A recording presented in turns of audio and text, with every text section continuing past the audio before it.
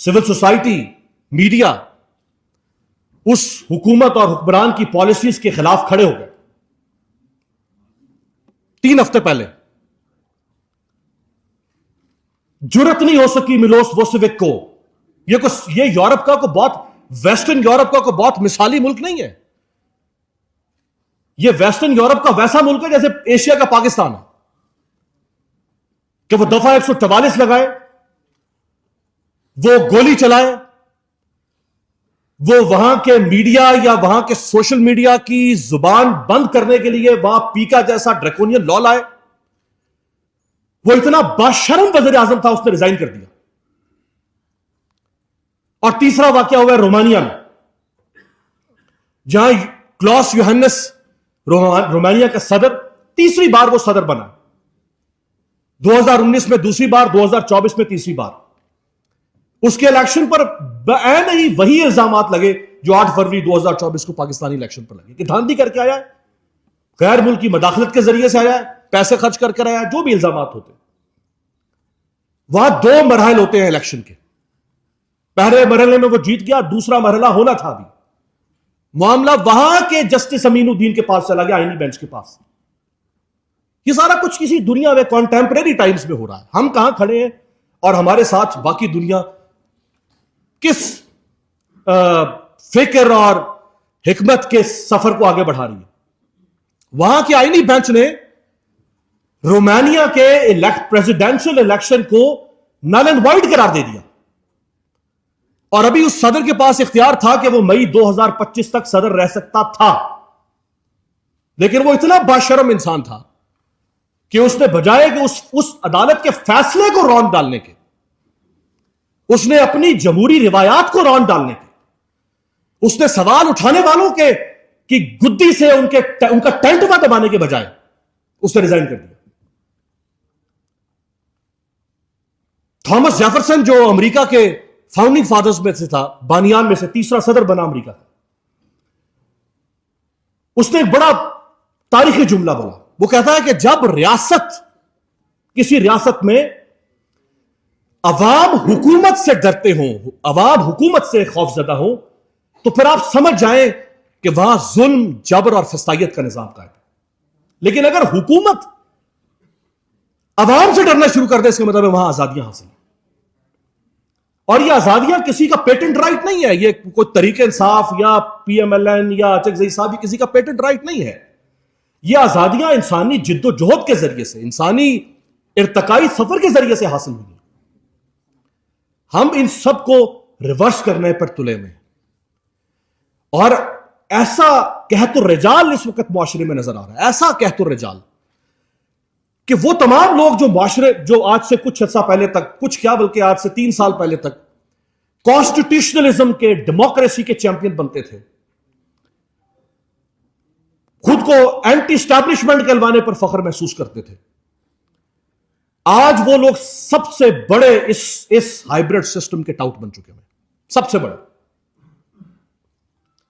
और वो किसी किस्म की जिद्दोजहद की इजाजत देने से गुरेजान। द बाल्टिक वे प्रोटेस्ट हुआ है उस जमाने के सोवियत यूनियन में। 1989 में 3 रियासतों के लोग बाहर निकले, 20 लाख लोग कहे जाते हैं वो बाहर निकले 1989 में, उस जमाने की कम्युनिस्ट रिजीम के खिलाफ। 6 किलोमीटर तवील उन्होंने इंसानी जंजीर बनाई, पुरअमन एहतजाज। 20 लाख लोगों के एहतजाज ने एस्टोनिया, लैटविया और लिथुआनिया को हकीकी आजादी अता की।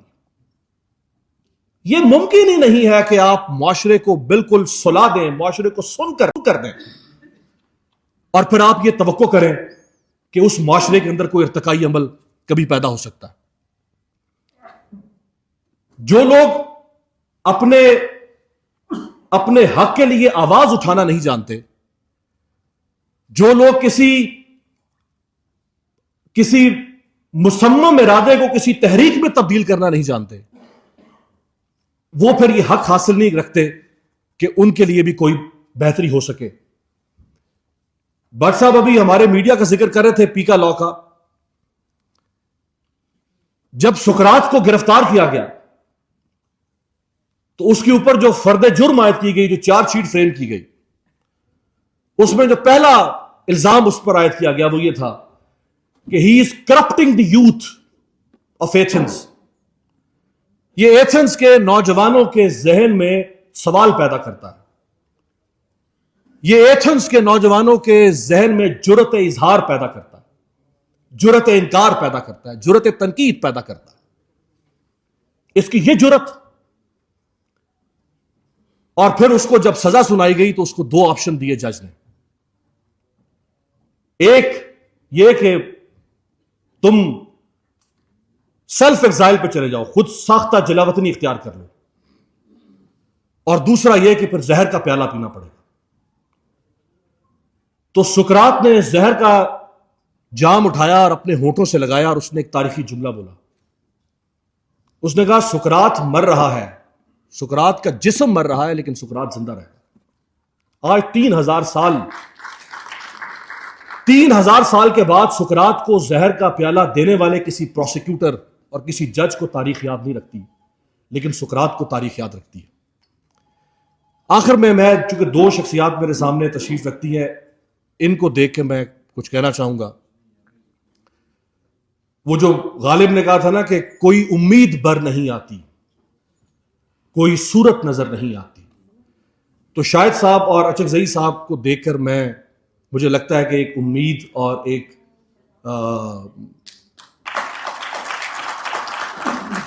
امید موجود ہے. یہ میں اس لیے کہہ رہا ہوں کہ شاہد صاحب وہ شخصیت ہیں کہ جن کو عمران خان صاحب کے دور میں گرفتار کیا گیا جب یہ لاہور موٹر وے کی طرف گامزن تھے، اور اچکزئی صاحب کی بھی عمران خان صاحب کے ساتھ ایک سیاسی مخاصمت رہی، اور عمران خان صاحب اچکزئی صاحب کے لباس کا بھی مذاق اڑاتے تھے. اصول یہ ہوتے ہیں کہ آج اگر ان کا مخالف بدترین سیاسی انتقام اور وکٹمائزیشن کے ہدف پر کھڑا ہے تو یہ اپنے باقی سیاسی اختلاف برقرار رکھتے ہوئے ایک اصول کے نام پر آج اس پلیٹ فارم پہ اکٹھے اسی جماعت کے ساتھ کھڑے ہیں جس جماعت کے ساتھ ماضی میں ان کا اختلاف رہا. تو میرا خیال ہے یہی وہ اصول ہمیں اپنانا پڑے گا، چاہے ہم صحافی ہوں. اور وہ صحافی تو صحافی ہو ہی نہیں سکتا. صحافی ویسے تو آبجیکٹیوٹی ہی اس کا اصل ہتھیار اور زیور ہے، لیکن جہاں آئین کو پامال کر دیا جائے، جہاں جمہوریت کے اوپر شب خون مارا جا رہا ہو، جہاں انسانی حقوق روندے جا رہے ہوں، وہاں پھر وہ جو دانتے نے کہا تھا نا کہ the darkest places in the hell are reserved for those who maintain their neutrality in the times of moral crisis.